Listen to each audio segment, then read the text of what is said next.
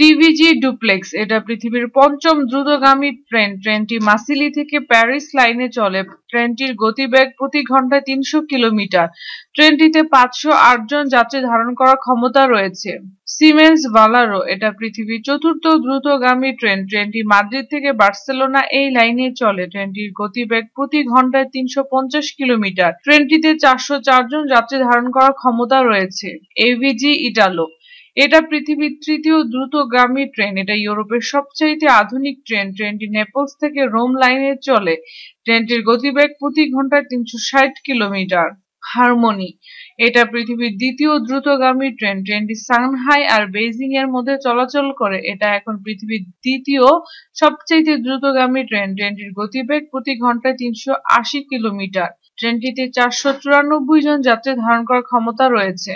Shanghai maglev এটি দুনিয়ার সবচাইতে দ্রুতগামী ট্রেন। ট্রেনটাকে চুম্বকের সাহায্যে লাইন থেকে সামান্য উঠিয়ে দ্রুত বেগে চালনা করা হয়। ট্রেনটির গতিবেগ প্রতি ঘন্টায় ৪৩০ কিলোমিটার। ট্রেনটিতে ৫৭৪ জন যাত্রী ধারণ করার ক্ষমতা রয়েছে। যদি আমাদের ভিডিওটি ভালো লাগে তাহলে অবশ্যই লাইক করার জন্য অনুরোধ রইল। ধন্যবাদ।